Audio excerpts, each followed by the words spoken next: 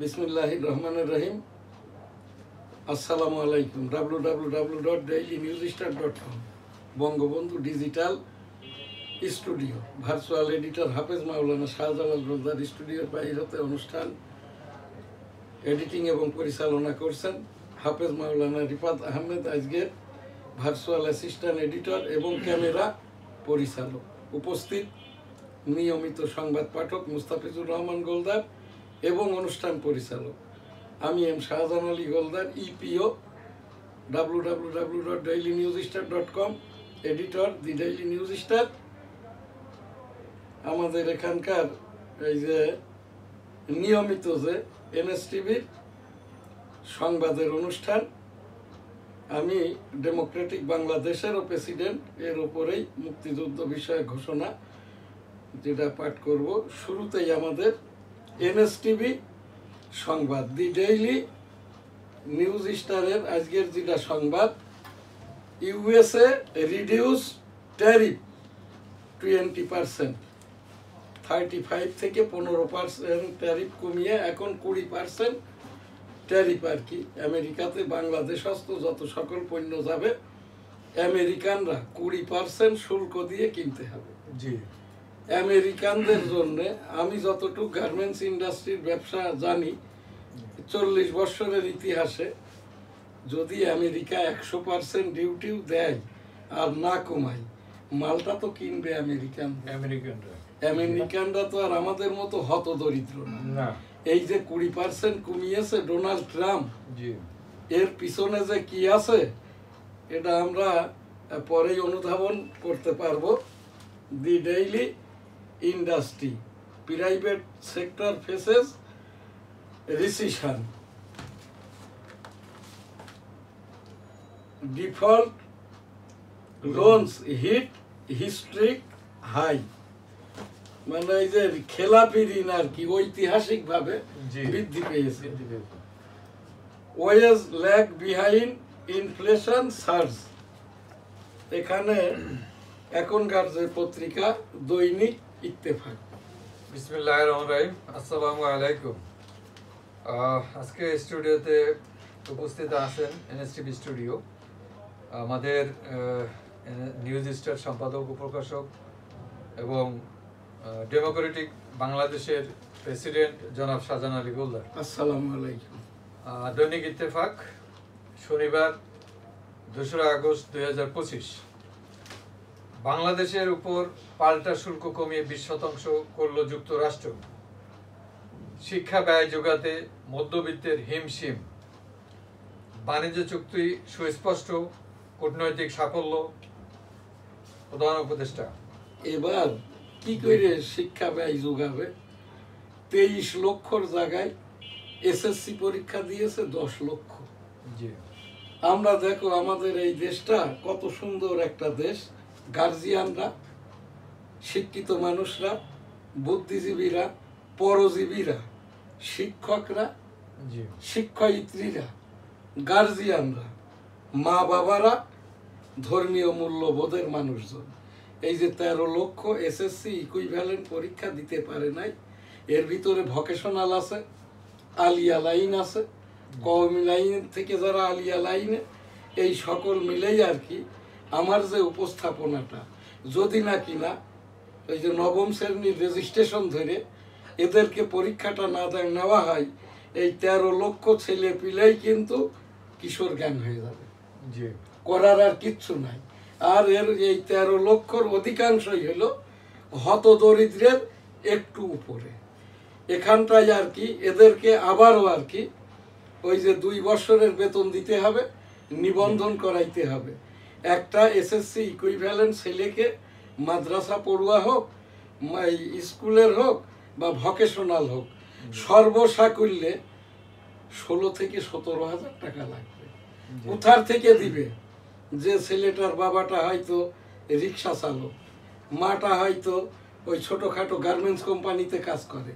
এখান থেকে আমার উপস্থাপনা, আপনি একজন সিনিয়র সাংবাদিক মহোদয়, এটা কি ক্লাস 9-এর অথবা আর কি ক্লাস 10-এর যে ওই যে নির্বাচনী পরীক্ষাগুলো দেয়, যেটাকে প্রি টেস্ট বলা হয় আর কি, এর ওপর ভিত্তি করে কি পরীক্ষা নেওয়া যায় না? অবশ্যই নেওয়া যায়। কোন তামাশাটা করছে জামাত ইসলাম, কোন তামাশাটা করছে শিক্ষা বোর্ডে, এই যে 12টি শিক্ষা বোর্ডে প্রত্যেকটাই হলো এরা শিবির করা আর কি, বিভিন্ন ওই যে মাদ্রাসার ওই যে মৌলবী শিক্ষক, এরাই পরবর্তী পর্যায়ে ওই যে সিম্পল বিএ পরীক্ষা দিছে, এমএ পরীক্ষা দিছে, তারপরে আর কি মাদ্রাসা শিক্ষা বোর্ডে ঢুকেছে, এরপরে প্রফেশন চেঞ্জ করে নিয়ে কলেজ, বেসরকারি কলেজের শিক্ষক হয়েছে, তারপর অ্যাসোসিয়েট প্রফেসর হয়েছে। এরাই কিন্তু এখন এই যে শিক্ষা বোর্ডের চেয়ারম্যান। এরা কিন্তু চাচ্ছে না এই যে লেখাপড়াটা, এটা কি ভাবা যায়? 23 লক্ষের ভিতরে 13 লক্ষ নিবন্ধন হয় নাই। এটা মিথ্যাচার প্রথম করলো যে অনুপস্থিত মাত্র 15,000। এদেরকে ধরে ধরে দাগ দেখে দেখে এই যে পরিবারগতভাবে আর কি যারা এনসিপিটা করে নাই, যারা হচ্ছে এই যে বৈষম্য বিরোধী এই যে ছাত্র আন্দোলনের নয়, যারা এইরকম রাজনীতিটা করে না, যারা জামাত ইসলাম করে না, এদেরকে নিবন্ধনটা দেয় নাই। আমি আবারও উপস্থাপন করছি, টেস্ট প্রি টেস্ট দেখে আর কি এসএসসি রেজাল্ট হওয়ার পূর্বেই এই 13 লক্ষ ছেলেপিলের পরীক্ষাটা নিতেই হবে। আমি দি ডেইলি নিউজ স্টার ইংরেজি পত্রিকার সম্পাদক, ডেমোক্রেটিক বাংলাদেশের প্রেসিডেন্ট, 38 বছর আমি মাননীয় উচ্চতর আদালতে রেভিনিউ ব্যবসাটা করি এবং আর কি সাংবাদিকতায়ও আমার 38 বছর। এখান থেকে আমি আর কি শিক্ষা ব্যবস্থায় এখন কে শিক্ষা উপদেষ্টা আছে কি নাই আমি জানি না আর কি, আমি মাননীয় রাষ্ট্রপতি বরাবর আমি এইটা এখান থেকে উপস্থাপন করলাম। ধন্যবাদ। এটা খবর, কিন্তু খবর আদলেই বললাম। সরকার উৎখাত করতে ষড়যন্ত্রমূলক বৈঠকের তদন্ত শুরু, ইত্তেফাক রিপোর্ট। না, ওই যে একজন মেজরের নেতৃত্বে 400-500 আর কি পূর্বেকার বৈষম্য আওয়ামী লীগ সরকারের কতিপয় লোকজন যে মিটিংটা করছে, এখানে নাকি ওই মেজর সাহেব তার মিসেসও এখানে ছিলেন। এইটা খুবই ন্যাক্কারজনক কাজ।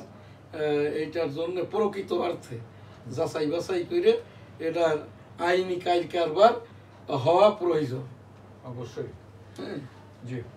ভারতের উপর যে কারণে বিরক্ত ডোনাল্ড ট্রাম্প, বছরে 3,865 কোটি টাকার গ্যাস চুরি ও অপচয় হচ্ছে। দেশের স্বার্থ রক্ষায় প্রয়োজনীয় সব ব্যবস্থা গ্রহণ করবে ভারত। বিপন্ন শোষক মারা যাওয়ার জন্য কারেন্ট জালের ব্যবহারই দায়ী। শোষক রক্ষায় বেলার নোটিশ।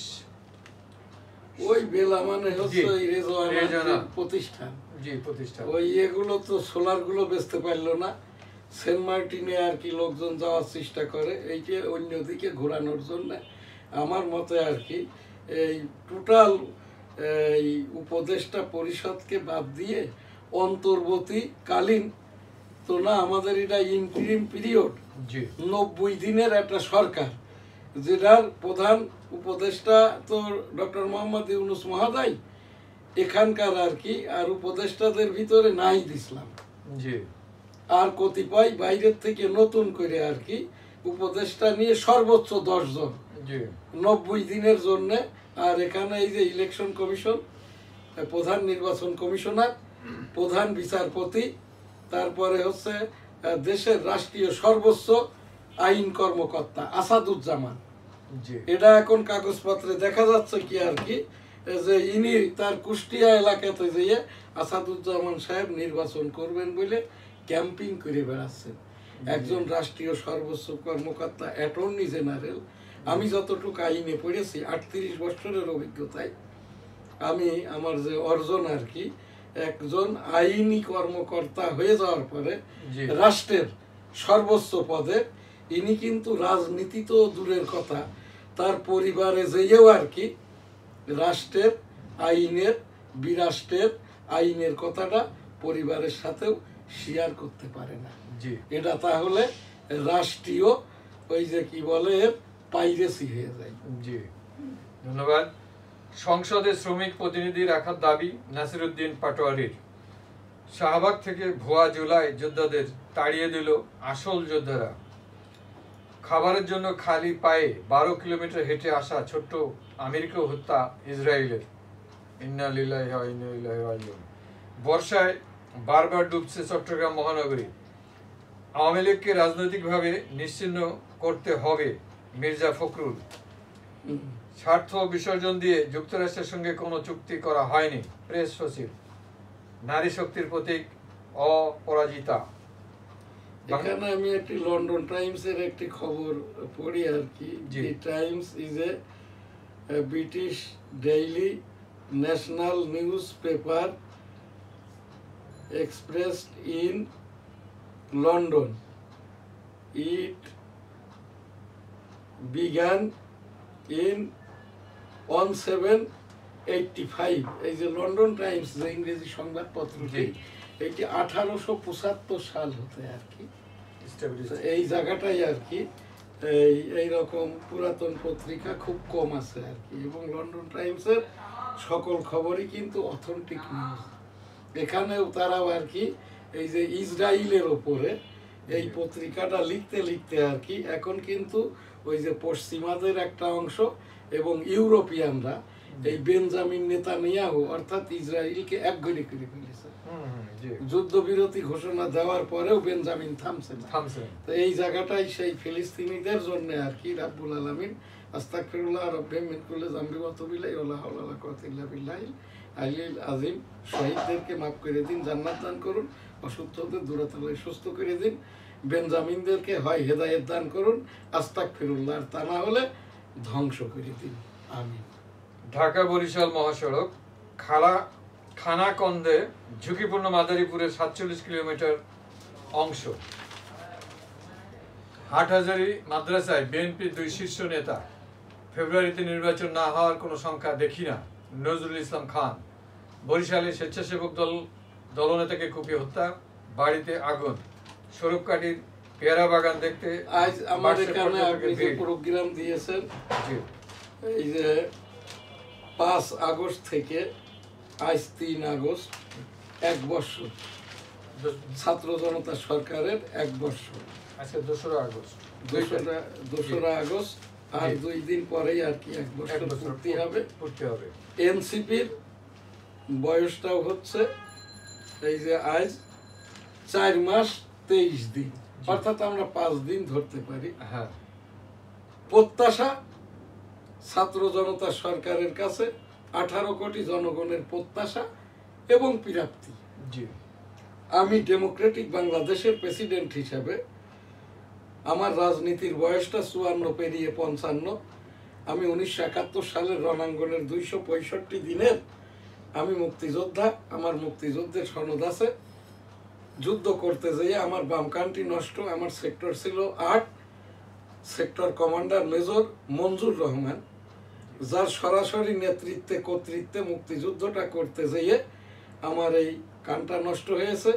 সেই মেজর মঞ্জু সাহেবেরই নামকরণ শ্রেষ্ঠ বাদশা মুক্তিযোদ্ধা শাহজাহান আলী গোলদার। তো সেই জায়গাটাই আর কি ছাত্র জনতার সরকারের ওপরে আমার ছেলে মেয়ে স্ত্রী পরিজন, আমি নিজে, আমার নাতি নাতনিরা, আমার সাংবাদিকরা, আমরা সকলেই কিন্তু আমার এই এনএসটিভি টেবিল থেকে 10টি প্রোগ্রাম করেছি এবং 5 আগস্ট থেকে এই পর্যন্ত আর কি প্রতিদিনই আর কি ছাত্র জনতা সরকার 2024 ডক্টর মোহাম্মদ ইউনূস মহোদয়ের সকল কথাই তো ন্যাশনাল স্পিচ, প্রায় আমি 180টির মতো স্পিচ পড়েছি। এনসিপির নাহিদ ইসলামের সকল কথাই এই যে ছাত্র জনতা সরকারের পলিটিক্যাল স্পিচ হিসাবে আমি নাহিদ ইসলামেরও প্রায় 40 ঊর্ধ্ব আমি স্পিচ রিড আউট করেছি।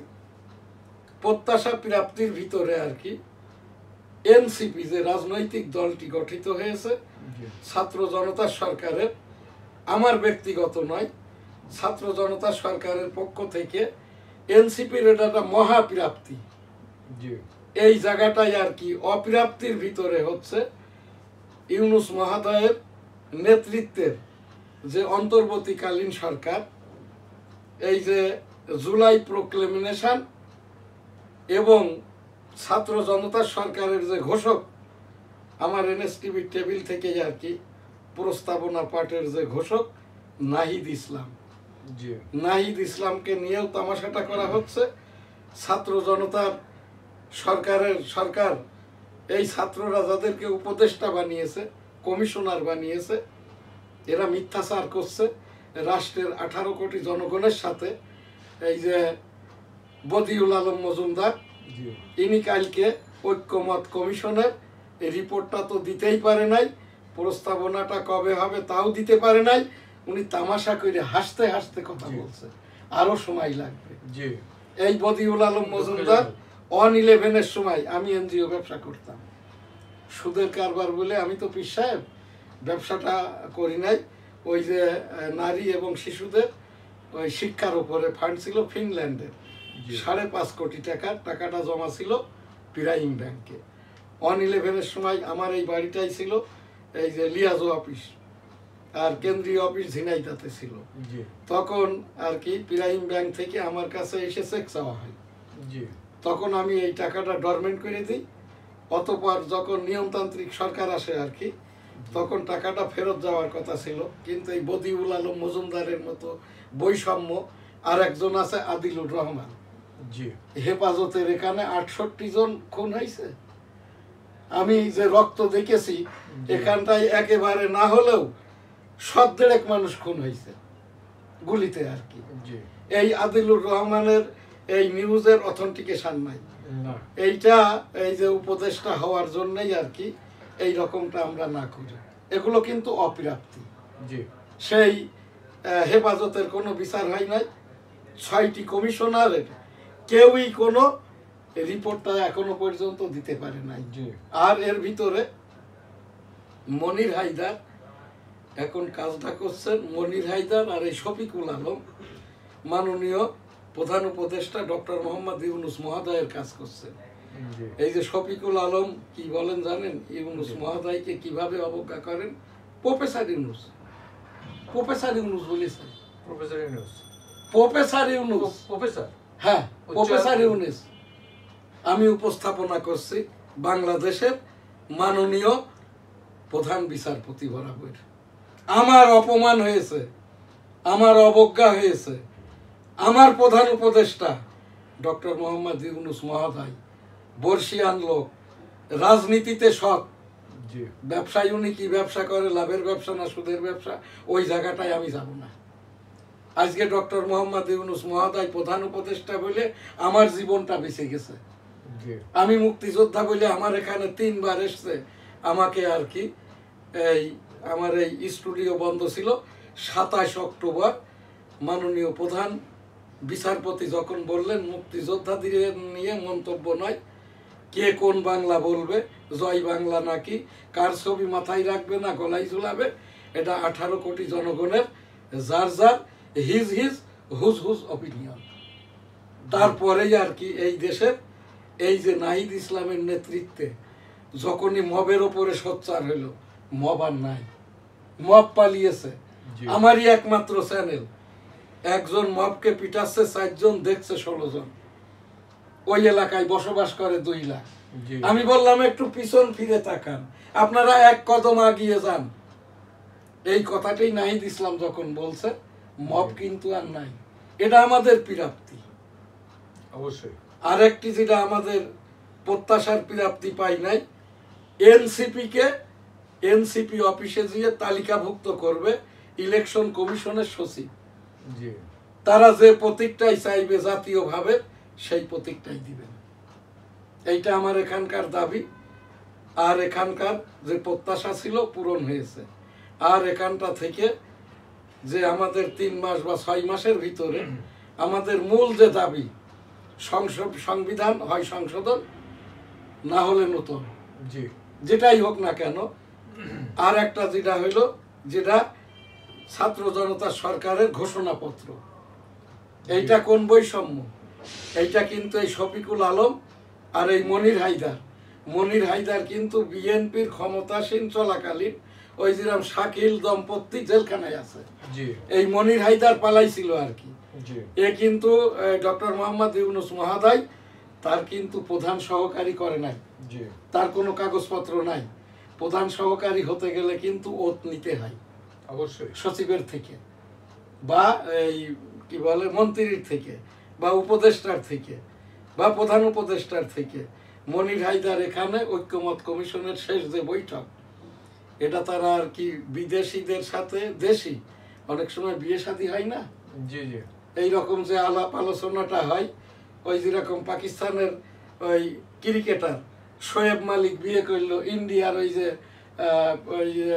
কি বলে ওই যে টেনিস তারকা কি জানো মেয়েটার নাম, এই এরা যখন বিয়ে করছে যেভাবে তাদের ওই যে আলাপ আলোচনা হয়েছে ঐক্যমত কমিশনে, এখানে তো এই দেশে দুইটা জিনিস নিয়ে তামাশা হচ্ছে, হবে হচ্ছে, করবো কোরবানি হচ্ছে, হবে নি দেখছি করতেছি, উনি কি পাস জানি না, ডক্টরেট না প্রফেসর এটাও আমরা জানি না।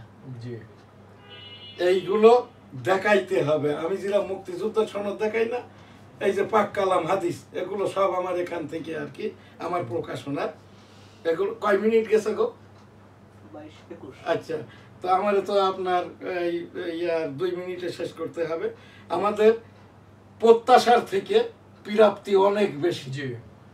1 বছর পেরিয়ে গেলেও জনগণ কিন্তু এখনো আর কি এনসিপির ওপরে, ডক্টর মোহাম্মদ ইউনূস মহোদয়ের উপরে আমাদের অগাধ আস্থা এবং বিশ্বাস আছে।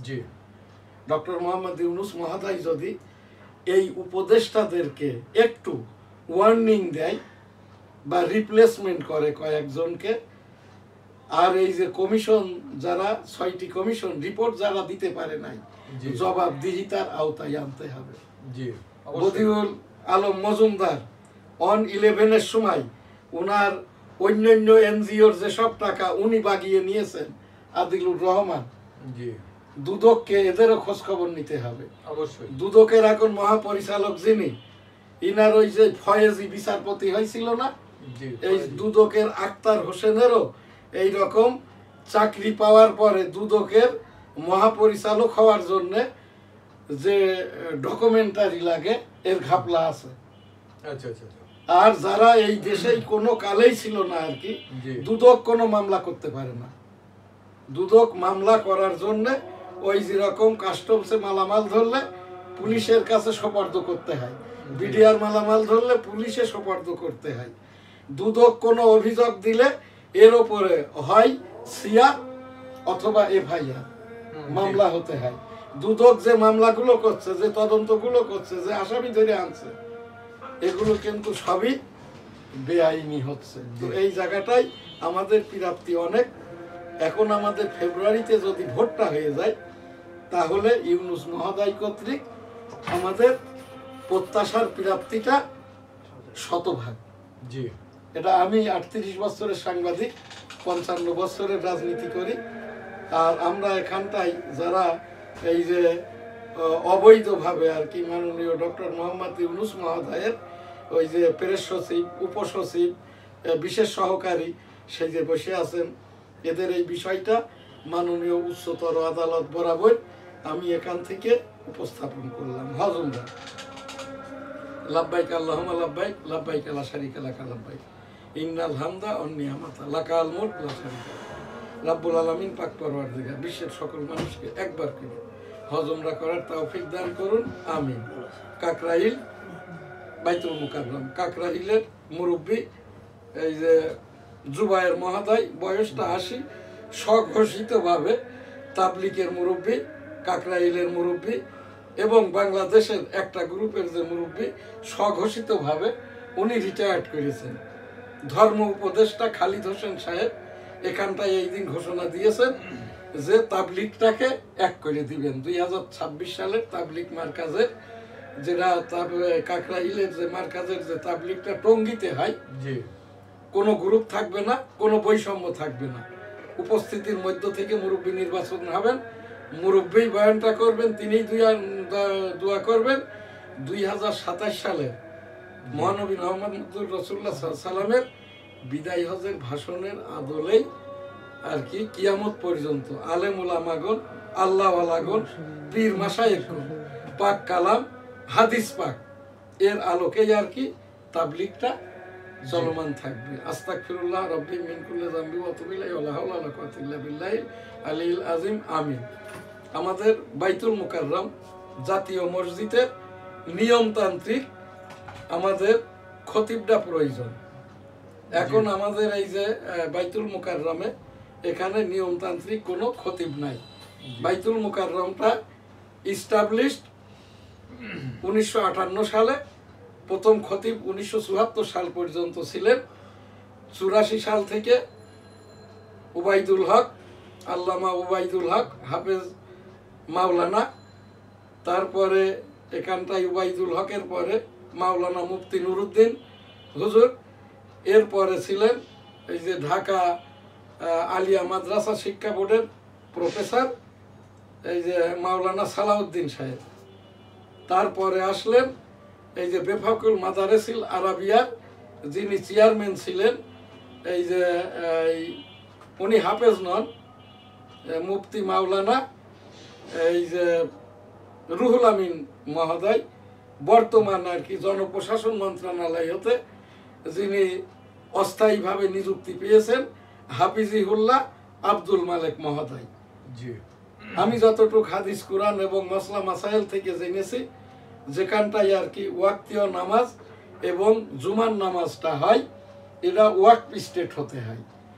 এখানকার এই জায়গায় যারা পেশ ইমাম বা খতিব মহোদয়রা যদি অস্থায়ী হয়, এখানটায় নামাজ কিভাবে হবে কি হবে না এটার দায়িত্ব এখন আমাদের যিনি ইসলামিক ফাউন্ডেশনের মহাপরিচালক আছে তার। আমার এখান থেকে উপস্থাপনা, আমি যেহেতু 1986 সাল থেকে বাইতুল মুকাররমের একজন নিয়মিত মুসল্লি, এই যে আল্লামা দেলোয়ার হোসেন সাইদি হুজুরের তাফসীর শুনতাম।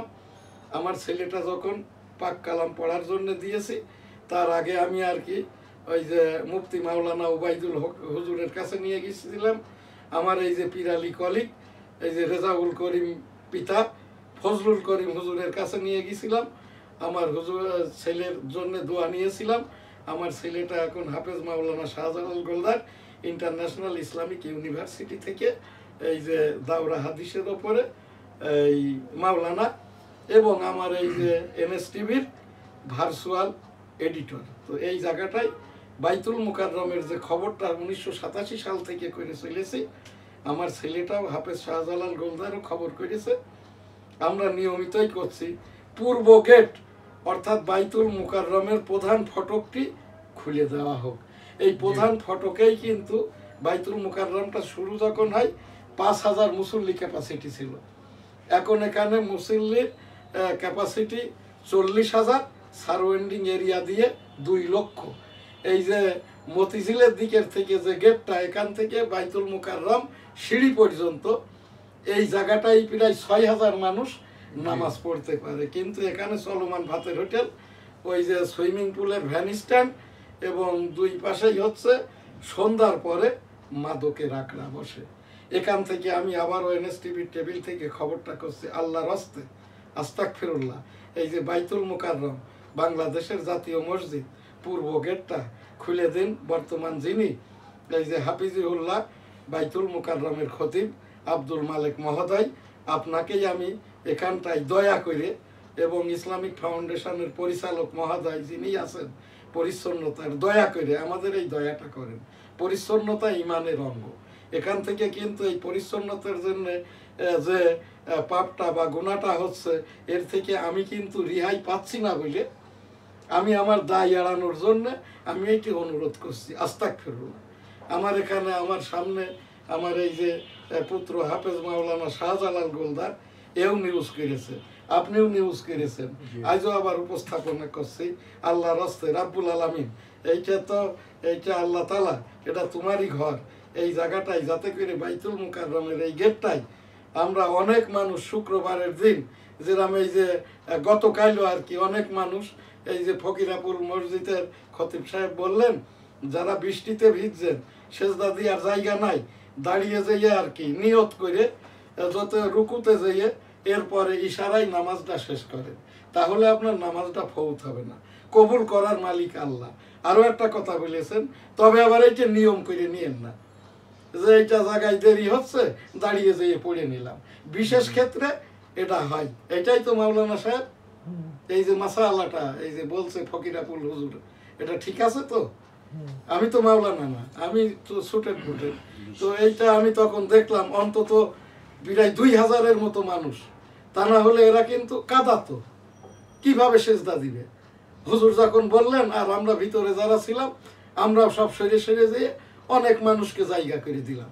বিশেষ অবস্থার কথা বলা রয়েছে, বৃষ্টি বাদল, তোমার ভৌগোলিক কোনো সমস্যা অথবা শত্রুর আক্রমণ বা তোমার হিংস্র প্রাণীর আক্রমণ, এই সকল ক্ষেত্রে আর কি নামাজের ব্যাপারে এই ছাড়গুলা রয়েছে। হ্যাঁ, তো ঠিক আছে, আলহামদুলিল্লাহ। এইটাই আর কি, তোমার সেই খবরটাই আজ আবার আল্লাহর হস্তে রাব্বুল আলামিন আস্তাগফিরুল্লাহ আমাদের জাতীয় মসজিদ বাইতুল মুকাররমের পূর্ব গেটটি যাতে করে এই দিক দিয়ে ঢুকে অনেক মুসল্লি যারা দেখতে আসে একটু নামাজ পড়ার জন্য, ডাইনে দেখে রেলিং, বাম দিকে হচ্ছে বাথরুম, পশ্চিম দিকে হইলো সব হিন্দুদের সোনার দোকান। গেট কোথায়? খুঁজতে খুঁজতে মাগরিবের নামাজ শেষ, জুমার নামাজ শেষ। তো এর যদি পাপ হয়, গুনাহ হয়, যারা জেনে শুনে এই যে অপরিচ্ছন্ন করে রেখেছে, এইটা কিন্তু এই দায়টা আমার উপরেও যায়।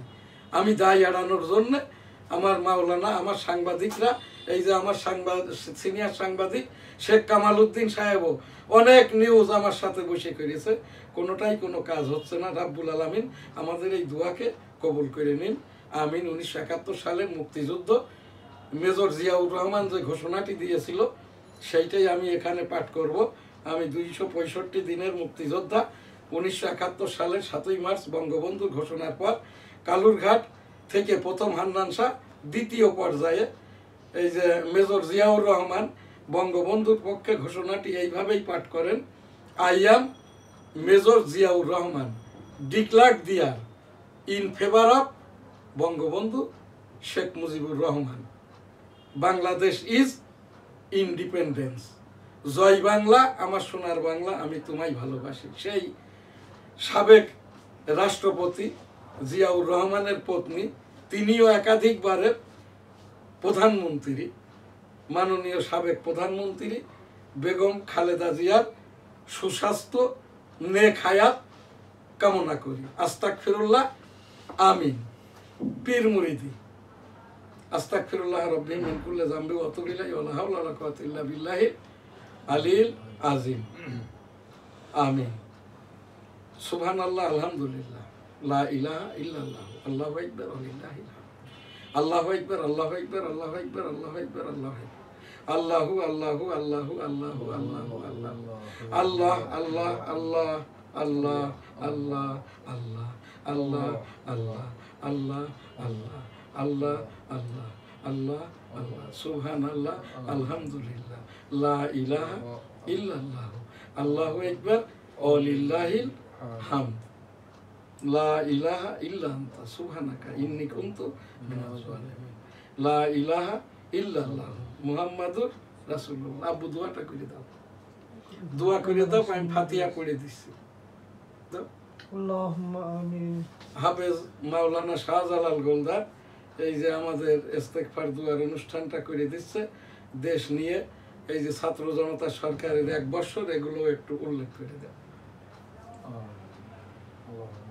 يا رب العالمين يا أحكم الحاكمين ربنا لا تزغ قلوبنا بعد إذ هديتنا وهب لنا من لدنك رحمة إنك أنت الوهاب رب ارحمهما كما ربياني صغيرا رب ارحمهما كما ربياني صغيرا رب ارحمهما كما ربياني صغيرا اللهم اغفر لنا ولوالدينا ولأستاذنا ولشيخنا ولمشائخنا ولأحبابنا ولأزواجنا ولذريتنا ولمن له حق علينا ولجميع المؤمنين والمؤمنات والمسلمين والمسلمات الأحياء منهم والأموات إنك مجيب الدعوات سبحان ربك رب العزة بسم الله الرحمن الرحيم الحمد لله رب العالمين الرحمن الرحيم مالك يوم الدين إياك نعبد وإياك نستعين اهدنا الصراط المستقيم صراط الذين أنعمت عليهم غير المغضوب عليهم ওয়ালাদ-দাল্লিন আমিন। শেষ করে দাও এটা প্রোগ্রামটা। খুদা হাফেজ।